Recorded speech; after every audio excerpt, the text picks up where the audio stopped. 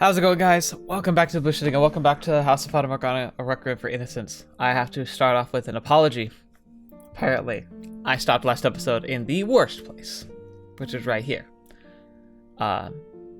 Brief summary is that Morgana is starting to struggle with understanding her place, the role of friendship, what she's doing and feeling about Jaren and just the others in her life and who are like showing her caring and whatnot. And she's also struggling with the idea of like if she can be a normal person. She's grown up believing she's a daughter of God. She's also now been like captured and treated as like a blood servant. She did terrible things happen to her, and she did terrible things that she had no control over, but she feels terrible for. And so now she's starting to feel like she should be a normal girl, but can't accept that. Because if she does, it means so much of her life has been a waste, effectively. And I think it's really difficult for her to deal with. So we're going to get a conversation with her and Jacopo.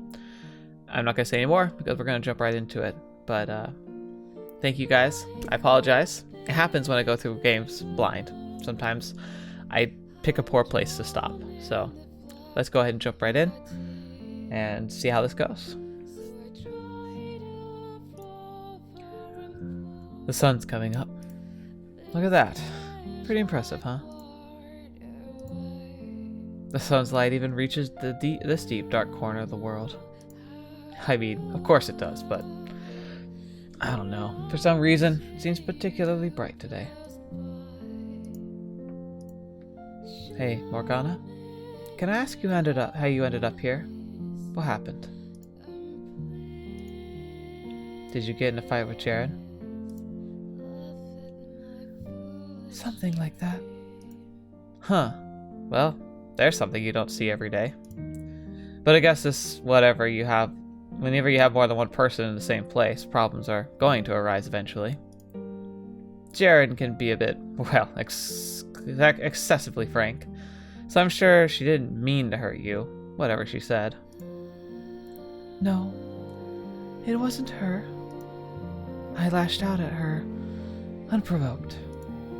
Now that I have difficulty imagining. You always have been in control of your emotions. Actually, no. I was just reminded of this too. But as mature as you may seem, you're still only 11. There's nothing unusual about that. It's nothing to be ashamed of. Stop thinking of me like I'm a normal girl. You are, no matter what you say. At least, you are to me. You're allowed to yell at somebody if you're upset with them. You're allowed to get in a fight if you're having a bad day. You're allowed to cry. You're allowed to feel whatever you feel. You don't have to hold it in. Those are all things mere people do. And just like I said, you are a regular person. You're no different from me, or Maria, or Jared, or anyone else. Any other day I would argue the point further. Calling me normal is akin to denying me my very identity. But right now, the world feels so welcoming. To the point I would feel bad fighting him over it. I wonder, what is so different about today? Hey, I'm sorry. What? You have nothing to apologize for? Not today, but the festival. I feel like I was trying to force you to have a good time. In fact, whenever you acted like you weren't, it got on my nerves. It frustrated me how I was trying so hard and you seemed to trampling my efforts. And I've been doing that for a long time now. I frequently get upset at your harsh words when I'm applying ointment. But I'm realizing what seems charitable and generous from my point of view isn't necessarily the same from yours. So I'm sorry for constantly being so presumptuous. I won't try to coerce you into going to the festival next year. You're not yourself today. Excuse me? In what way? You're unusually open. I never thought you would come to that realization, let alone apologize for any of it.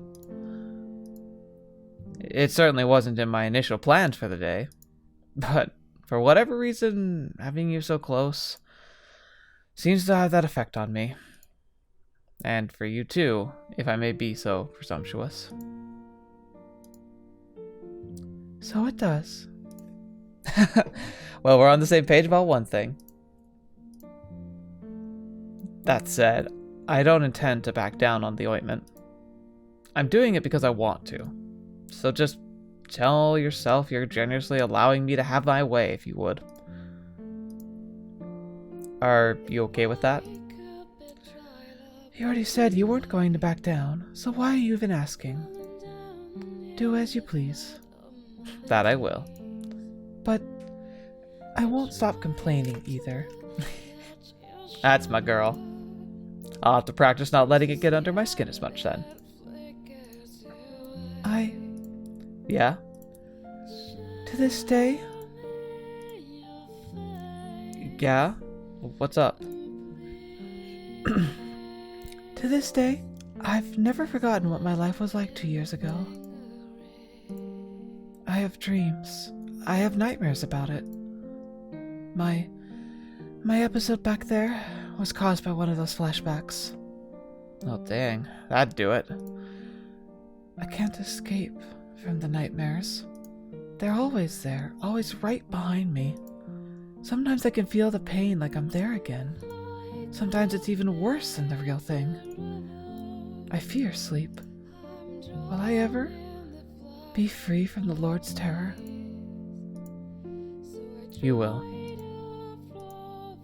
You never have to see him again. And you can beat those dreams. It'll take time, but you can do it. He won't be able to terrorize you forever. Can I really beat them? Absolutely. If he shows up in your dreams, just close your eyes. Do anything you can to erase him from your mind. Banish all your memories of him. Do that enough times, and before you know it, you'll actually start forgetting about him, until eventually, every trace of him will be gone. Nothing that terrible will ever happen again. Oh. Fetch. Oh, why did you have to say that? Why?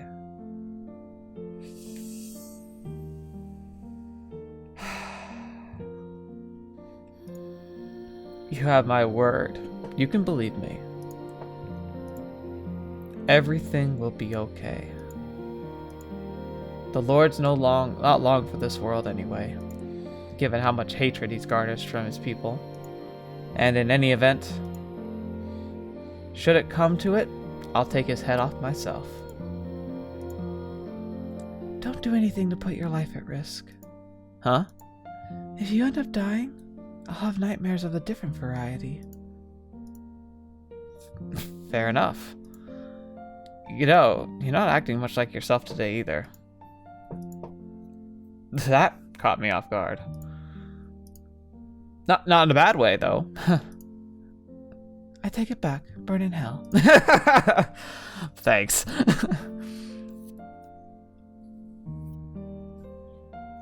I was wondering. Will there be another festival next year? You mean Midsummer? It's an annual celebration, so yeah, there'll be another festival. Though with the way things are going, I expect it'll keep getting smaller and smaller in scale.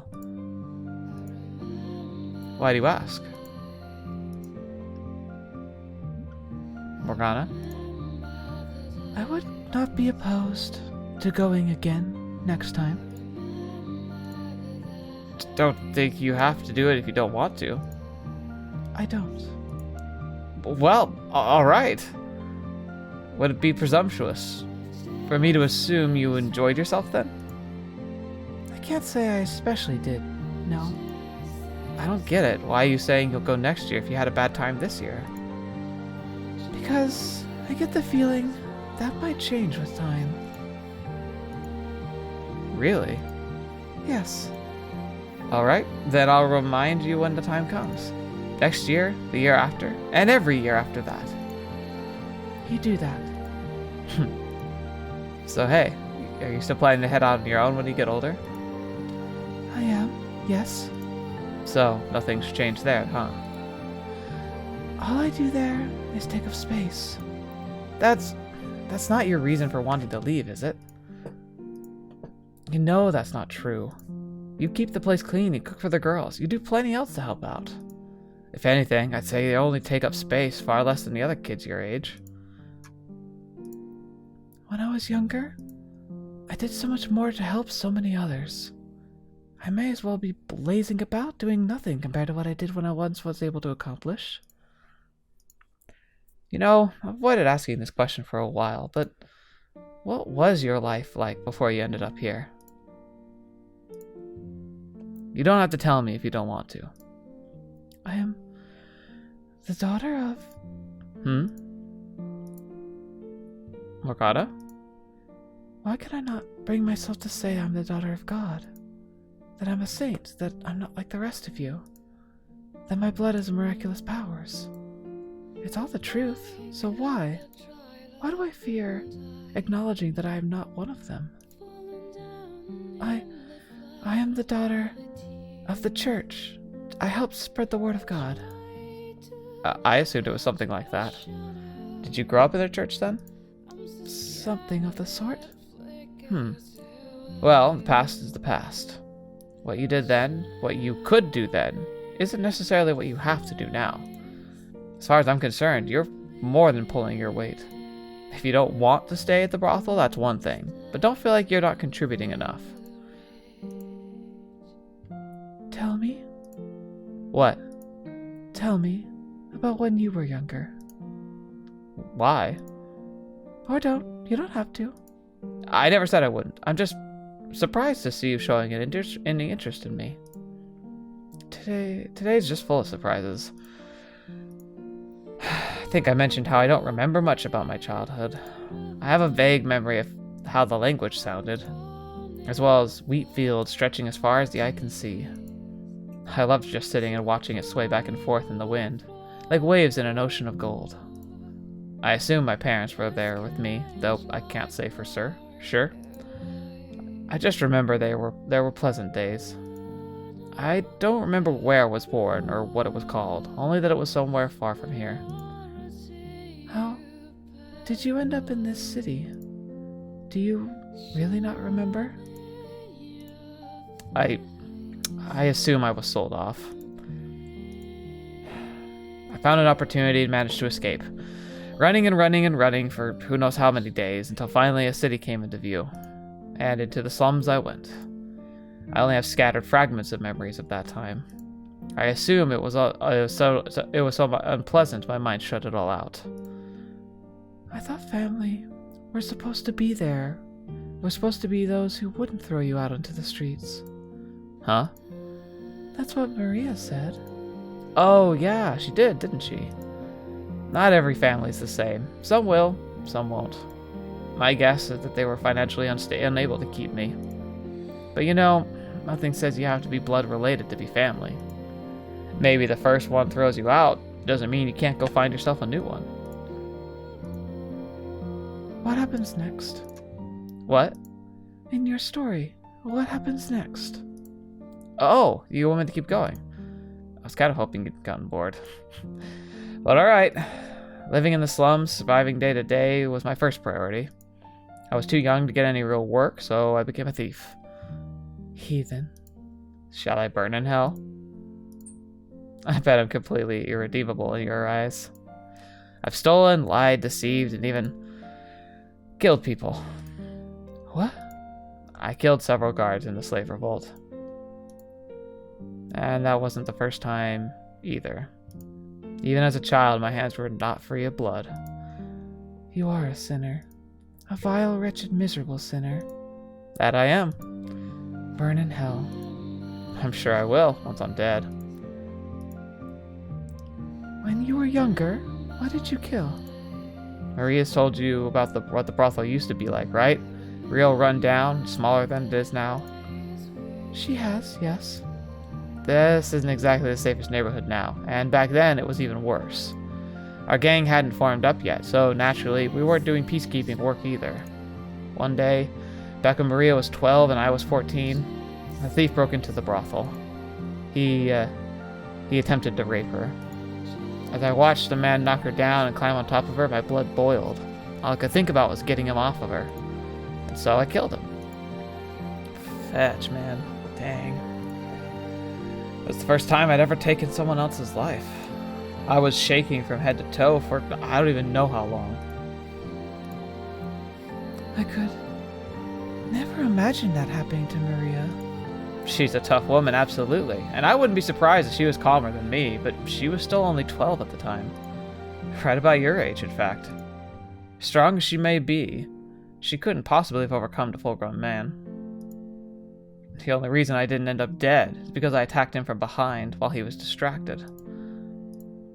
I understand good and well that murder is wrong, but sometimes it's you or them, and well, if you don't have the strength to kick back, the world will trample all over you until there's nothing left. I don't want to spend my life constantly in constant civility, having everything taken away from me, from I'm always on the losing side. I'm tired of being on the bottom. I want to climb higher, high enough to look out upon the wide, wide world. I see. And is that the same world you say you want to go out into? It is. And the world you keep saying you want to show me? It absolutely is. I see. That's not the world I want to see, though. But I have no right to trample on his dreams. Well, I hope you make it someday. As do I.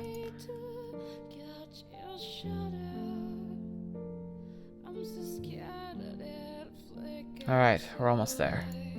See that building up ahead? I live on the second floor. Not the most comfortable place in the world, but it's a place to sleep and a roof over my head should suffice until you're feeling a little better. And don't worry, I'll sleep on the floor. You can have the bed. So yeah, take as much time as you need. Morgana? She's asleep? Oh, for the love of... Oh, gosh darn much for that. Oh well. Once I've got her tucked in, I should get some sleep myself. You know, I kind of feel like I've finally closed some of the gap between us. And I can only hope you feel the same. Sleep well, Morgana. And may you be free of your nightmares forever.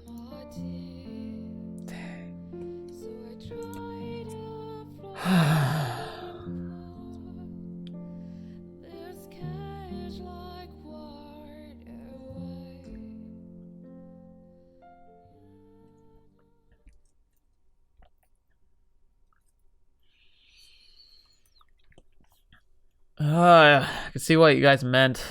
Fetch.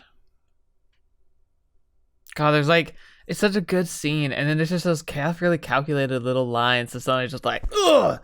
Oh no. Ugh! Right to the heart. Oh, why? Why must you say these things? It's the worst. It's also really good, but it's the worst.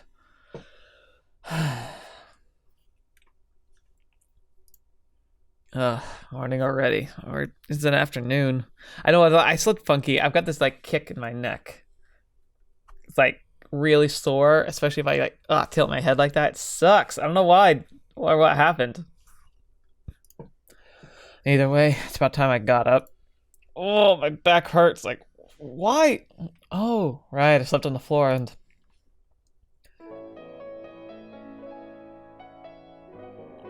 La la la la la la la la la la la la la la la la la la la la. There was something oddly revitalizing about the sunlight shining in through the open window. And the summer breeze lacked its usual stifling heat. In fact, it feeling quite pleasant against my cheeks. A pair of long burgundy braids danced gently in the wind. Huh. Leaping against the windowsill and singing was a young girl. Beads of light streamed down over her small robed body. I found myself staring, entranced by the sight. The ground where she stood seemed almost sacred, like it would be forever tainted if I set foot on it.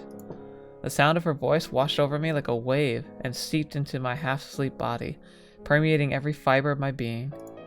An indescribable amalgamation of feelings welled up in my breast.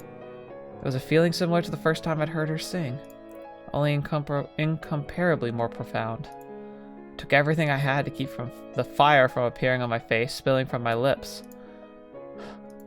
I simply sat there in silence, taking in the sight and sound, while she slowly turned to face me, the sunlight now illuminating her silhouette.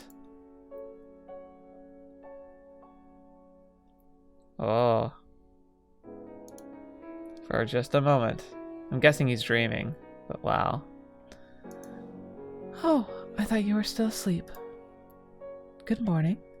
Nah, this is the picture right here. Ah, Morgana. Morgana! Your face! What of it? Like, yeah, look at that. In half frenzy, I scrambled over to the window, grabbed her by the shoulders. Her eyes were wide for a moment, but she didn't shove me aside, only stared. I could see my own reflection in her golden eyes. And then my eyes grew accustomed to the light. Ah, I saw her as she was, face covered in the same marks I knew so well. What's wrong? Did you forget I was here? I could only imagine how stupid my face looked in that moment. My mouth hanging awkwardly half agape as I attempted to chuckle, only a sigh managing to make it out of my throat. Sorry, still not all the way awake. Was the face I see in mere illusion? A fantasy conjured up by my mind? Almost certainly. It was nothing more than a figment of my imagination. But I wanted it to be the way she looked when she was healed. And I wanted more than ever to finally see it for real. Because I was staying so close, she had to tilt her head back far more than usual to see me, resulting in her face, usually concealed by her hood, being exposed to the sunlight. Even covered in grotesque marks, I was close enough to make out the precise outline of her face, the exact shape of her eyes, the perfect straight line of her nose. Which each passing moment, that vision began to seem more and more real. I summoned the image of her healed face once more. Standing before me was a girl who could easily pass for a noble, a beauty and dignity to match her impeccable singing voice. Imposing though she was, I was certain her smile would be filled with warmth. Is something the matter? Why are you staring at me? I know I'm hideous. You don't have to tell me, so get back. Morgana. What? I think I might love you. Fetch! Excuse me? The words came out entirely independent of my own will. I didn't grasp the meaning of what I just said. Until after I realized her brow was furrowed in perplexity. Until after, like a total buffoon, I thought, why is Morgana giving me that look? A chill ran down my spine as I finally began to comprehend the absurdity of what I'd said. Not a single excuse came to mind. All my words simply vanished into thick white fog. What had I said to her again? What had I said to her, this little girl? I loved her? Me? In love with a child? Is that so? Why, thank you. You sure don't sound surprised. How can she remain so calm? I'm barely keeping it together here. I don't see why I would be. You're only telling me what I already know. What? Say again? She already knew how I felt? I didn't even know how I felt. You care for everyone at the brothel. You love all the girls at the brothel like they're your family. It's quite obvious from your actions. I suppose it doesn't hurt to put into words every once in a while. But in any case, you've made your feelings quite clear. You've made it clear that I count as one of them. The only thing I can think clear here is that you don't understand the first thing about my feelings. No, I mean... Do I really want to tell her right here, right now, that no, my feelings for her are different? Use your darn head, Jacopo. She's 11 years old. And you're 21. Oh, gosh. Ugh, it's creepy. Gosh darn it. Why is this so weird? Like, why does he... This is... Why? Freaking just keep it bottled up, you maniac. At least let her age another freaking 10 years. Good God.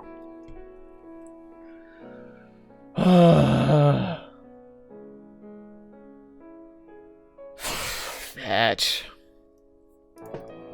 What the heck's gotten into you? Agree! Yeah, I mean, exactly like that. You took the words right out of my mouth. I see. Well, I'll say it means a lot to me to be seen as the same as everyone else. Morgana? I said nothing. You heard nothing. God, what is happening to me? I have no idea what's going on anymore. Nothing makes the darndest bit of sense. I was having a difficult time accepting how taken I seemed to be with this girl. With this child? Ah!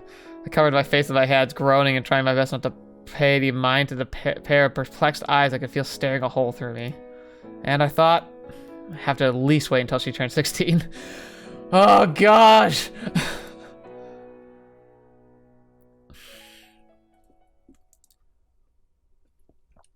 Another 7 months passed, beginning the 3 years from the first encounter. Time continued its slow, constant march, and soon winter was upon us. The skies were incredibly clear, hardly a cloud in sight. By all appearances, the weather was great, until one occasional gust of wind came along and chilled me to the bone. Each breath came out of a puff of white, dissipating as it drifted upward. Rubbing my arms, I made my way to where I knew I would find her. Has she ever even once skipped a day there, at least in these last 3 years? Rain or snow, sweltering heat or bitter cold.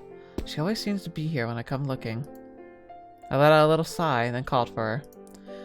I swear, you spend so much time in this graveyard that one of these days someone's going to mistake you for a gravekeeper, or maybe a grave robber. She turned around to face me. She looked moderately annoyed, her glare piercing as ever. I could hear a soft bite to her voice even as she responded. Someone less familiar with her might perceive her mannerism as standoffish, not unlike she had when I first brought her here. But I could clearly tell the difference. She was warming up ever so slightly. I could understand a grave keeper, but I take offense at the suggestion I look like a grave robber. I'm praying for the souls of that who have no one else to see them off. She was no longer walking on eggshells through every interaction, and her sense of self-worth seemed to have improved as well. I would even go as far as to say she could get a bit cocky at times, generally at my expense. But that also meant I didn't have to tread quite so carefully around her either. Trading grievances and insults was becoming our personal kind of banter. Rather than signifying a widening rift, an increasing level of abuse was a sign of how much closer we'd gotten. Because that's logical, but hey, you know what? Different strokes for different folks. Honestly, I don't get it. Why do you care so much? These are souls that have no one else to pray for them. The best, they might get a bit of a lip service from the priest once or twice. And our responsibility to offer a helping hand to the sick and the poor. And pray for the abandoned souls. Oh boy, here comes another sermon. What I don't get is why you need to pray for all the dead at all. They're just bags of bones. I hope you enjoy an eternity in hell, blasphemer. Hey, that was uncalled for. I'm joking, obviously. Wow, look at that smile. You take black humor to a new level. The fact that she would even call such a remark a joke was proof enough of how far she had come. This wasn't the first time I told her I thought the living were more important than the dead, and we still disagreed on that point. But our differences of values had caused her to push away much harder before than she did now. At least, I was pretty sure she wasn't pushing me away as much. Hey, it's that time again, Morgana. Come on, don't turn away from me. I know you can hear me. I brought ointment, so let's put it on you. It's a waste of time. You don't know that. Your arms look much better than before. It won't be long before your face starts healing too. Ointment isn't free. You're wasting your money. It's my money. I can use it how I please. So just shut up and let me do this. You're a very obnoxious man, you know? Well, what was that? You want me to rub it in really hard, do you? Fine. While it might appear I wanted something in return for my efforts, I wasn't in it for the gratitude or a reward. It was more like my way of retaliating. She badmouthed me, I made her take my ointment. We had performed this ritual hundreds of times now, though the exact shape of the exchange slowly evolved over time. Where I would once desperately attempt to shoot down her assertions of wasting your time and there's no point, I'd come to realize that doing so only put unnecessary stress on her, so I started jabbing back instead. And for all her complaining, I was pretty sure Morgana wasn't entirely put off by my stubborn insistence. The day after the festival, when I declared my intent of keep trying to heal her face, she had responded with, I won't stop complaining either. And I had said, I'll have to practice not letting it under my skin as much then. I still remembered that day quite vividly. I hope she did as well. So while it might come off like we were genuinely fighting, in reality, I quite enjoyed our little sparring matches. She was still she's still outward reticent and sulky as ever. I don't know what reticent is supposed to mean. I guess I'm just not familiar with that one. But in a kind of charming way, now that we had established this routine. Not having to be so painfully careful with my words made things easier for me as well. Huh. What are you laughing at? Oh, nothing. Hey, don't give me that death glare of yours. You think this is me glaring? So I've been meaning to ask you something. And what would that be? What are you hoping to get out of repairing my face? I'm not trying to get anything. I just want to help you heal up. And here I thought you were going to try and make me work the brothel. How many times do I have to tell you? I'm not going to make you a prostitute. What other reason could you have for wanting my face to get better? Because I want to see it. Isn't that enough? Just so we're clear, that wasn't me hitting on you, okay? The thought never even occurred to me. I hope you're prepared to be let down, if I even do heal. In fact, you'd best not get your hopes up at all. The higher you let your expectations climb, the greater your disappointment will be when I turn out to be equally hideous beneath these scars. Not even I can remember what I looked like before. Huh. I'm not afraid to be disappointed. That possibility is just part of the fun. You have as much tact as a worm. No, tact and a preference for ugly girls, I'm told. I'm a real winner. It's no wonder no one throttles you in your sleep. I'll still be your friend even if you turn out to be the ugliest girl in the city. You should be grateful. You're unbelievable. And to think I used to think you were half decent, man. If you'd like me to go back to walking on thin ice, I can. But my gut tells me that's not what you really want. There's a difference between no sugarcoating your words and being outright rude, you realize? Yeah, you're one to talk. How is it you haven't managed to chase off everyone in your life yet? I act like a decent guy around other people. I do my best to fit in. Then why are you such a dolt around me? Just doing my best to fit in. So you're saying this is my fault? Everyone could use a thwart or two. Makes it more exciting. You especially. Okay, that should be everything. Does it sting anywhere? Not particularly, no. Alright. Oh, also, finish up here and get back to the brothel soon. Unless you'd rather I drag you there. Why? Serious? Your darn birthday, that's why. And? What do you think, dimwit? Marie and the girls want to celebrate. Get back there soon, okay? I'm planning to drop by too. Okay? Okay. As much as I loathe to admit it, she can be kind of cute when she's not wishing me an eternity in hell. Not that I'm ever letting those words leave my lips. So, hey, I thought you were leaving. One day, I'll show you the world. Sometimes I wonder if that's the only phrase you know. Yes, I heard you the first 100 times. I won't get my hopes up. And she still thinks I don't sugarcoat my words. Get your hopes up, dang it. Anyway, I'll see you later.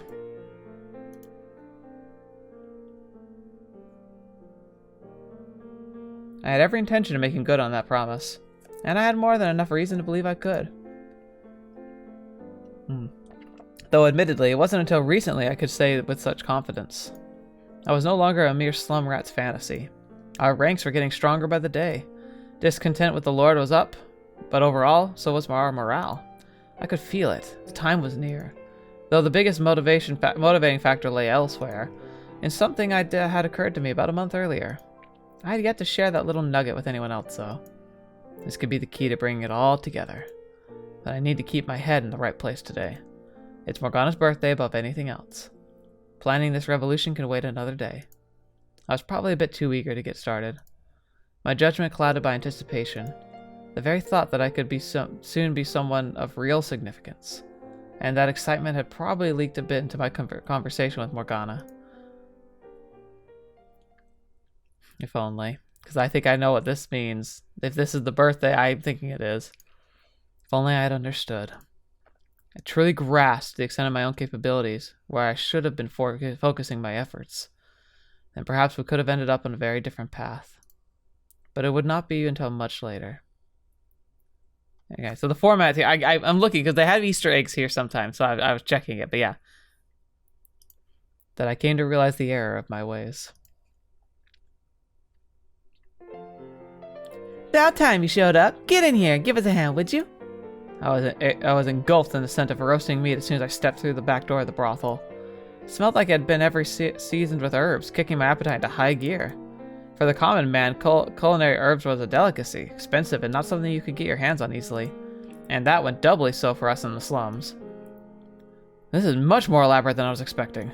How did you even get all the supplies you needed? It's mostly a mishmash of everyone's rainy day funds. Events like this are the only way we can convince the girls to let loose.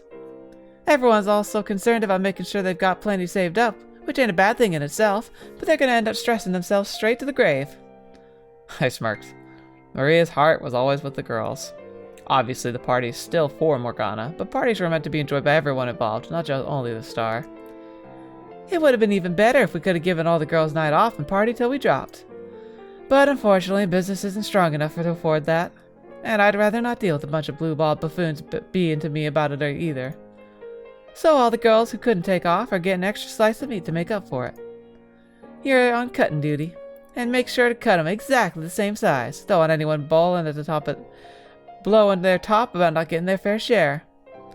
The fate of the party is in your hands. Don't F this up. I get the feeling it'd be punching bag no matter how precisely I cut the meat. On a somewhat different note, I'm surprised you have herbs lying around. Oh yeah, they're a gift from one of my regs. Hello, Jaren. What's up, Jackie? You're obnoxiously perky as ever, I see. That's how you're gonna greet me, you big butt? For a particular subset of our customer base, it's that relentless perk that keeps them perky. I'm not sure if that's supposed to be a compliment. Some girls have to pretend to be spunky airheads to keep the guys coming back, but you're a natural. That's impressive as hell. Is it? Whee! I got Big Boss's seal of approval. I don't think you quite get it, Jaren. You know how Jaren used to work up at the city? Well, one of her old clients followed her when she moved down here. And he's the one who gave her the herbs. Not the cheapo bottom of the barrel stuff either. This is some primo crap. Nice haul, Jaren. You're right. You don't get this kind of aroma from a low-quality plant. It's strong enough I almost wonder if people outside can smell it. I bet we'll have at least a few customers drawn in thinking they were craving pee only to find out they were really hungry. Someone needs to get this woman a darn filter. I really hope Morgs likes it. I know she used to hate everything, even the sight of meat, but it seems like she's kind of gotten over that recently-ish. People do change over time, so maybe she'll be fine. Maybe she has some kind of traumatic meat-related past, and she's just now overcoming it. Oh, it's sad that that's so true. Or something to that effect. Hey, someone help with these dishes would be real nice. Whew, pick me, I'll do it. Alright, Jackie, see you in a bit. Sure didn't take long for her to make this place her home. You make it sound like a bad thing. What, you don't want her around here or something? Because personally, I'm doing everything I can to make everyone here feel at home. No, I never said... Why are you so serious? It was just a joke. I agree with you entirely. A girl like her doesn't belong in a whorehouse. No, she doesn't. A while back, I suggested Jaren look into some other line of work, to take up singing instead of prostitution. On her days off, she still went to the pub and performed, always to great acclaim. And while it seemed she had seriously considered my proposition, a few days later she said, I think I'd rather stick around for the brothel for a while. You and Marie treat me like family. And I want to be with family for now, you know? If that's what she wants, it's her choice.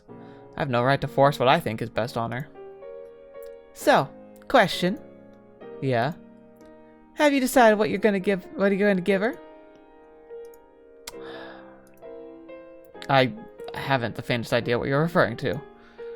Bull crap, I know you know. I know you, I know you. I know you, I know you know I know. That's how she says. Ugh, why does she even have to be so darn astute?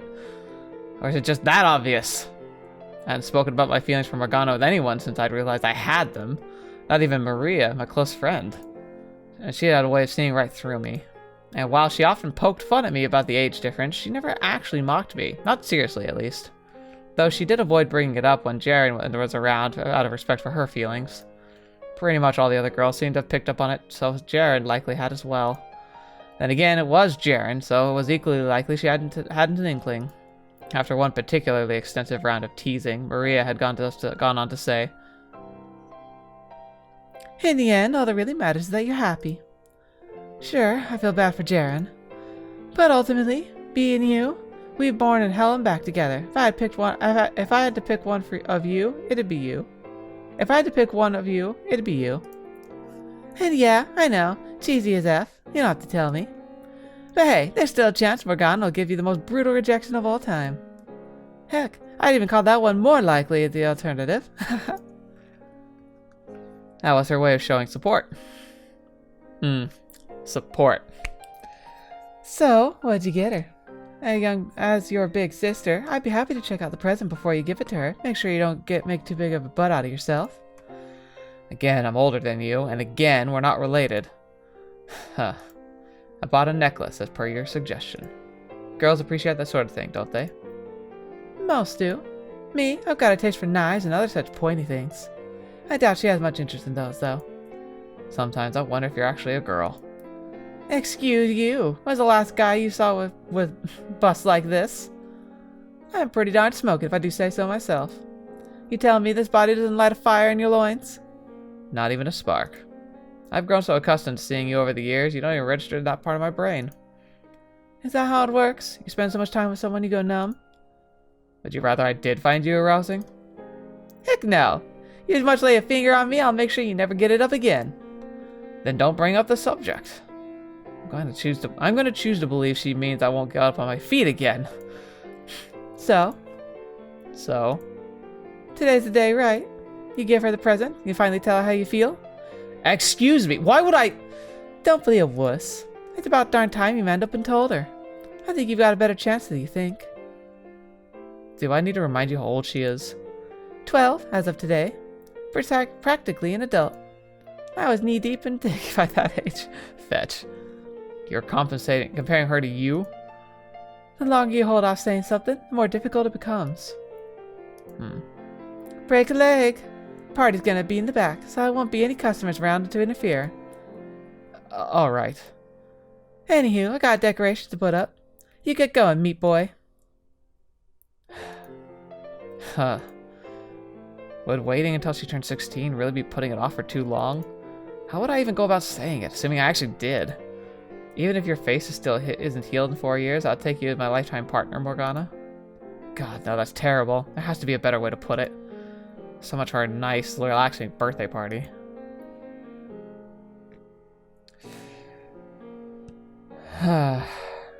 Okay. We're gonna stop here. It might not be, because in my mind, the big events happened in 4 years, like the 4-year mark, but this is looking a lot like it's gonna be the kickoff event of some insanity. And if that's the case, I don't want to break that up. So we're gonna stop it here, because we'll have some enjoyment, which will probably either just kind of go on into a continuing story, or implode into something horrific. Yeah. I don't like this. It's gonna be nasty. But thank you guys so much for being here today. I hope I didn't pick another terrible spot to end things, but oh well. Might as well, right? Thank you so much for joining me. I hope you enjoyed this episode. I really enjoyed this episode. The worst thing is the doom hanging over this whole thing. It all sucks. man, this story could have been so much different. That's what makes it so sad, is like, it could have been so much happier. There's so much that could have been good about everything that happened with all these characters and all these stories, and all these visions and all of it. It's just sucks. Every single part of it, you know? Oh well. I think it'll be good to enjoy and experience and kind of see how things play out, you know, from the fresh, like, more drawn out and kind of like proper perspective of things. But man, every time I walk away from this, like, I just get sad. Like, it's kind of weird because it's easy to kind of just get sucked up into the story and to forget, like, the hard things that are about to happen. But then they keep popping back with those little lines. It's so well written. Even the translation, just so well done. It's wonderful. Like, kudos to whoever did the translation for this. It's freaking amazing. Thank you guys so much. And thank you to Manga Gamer, who not only helped publish this game and translate and get it translated, but also gave the game to me in the first place. Thank you to the patrons who are continuing to support the channel directly. You guys are amazing. Like, you're going above and beyond the call, and it means the world to me. Thank you so much. Especially, it's easy to get caught up in, like, the rigmarole, but I'm just very happy to be able to provide some form of entertainment that you feel is worthy of supporting. And thank you to all of you who are supporting, regardless of the form of that support, because all of it helps, whether it be liking, commenting, subscribing, or even just watching the video. Like, it helps every single step. Thank you so much. I appreciate it. Hope you're having a great rest of your day. Hope you're having a great end of the year, and that as we kind of trundle along towards the end and the start of 2022, we can have a great start to a new beginning. So until the next video, watching me, I'll see me next. I'll see you there.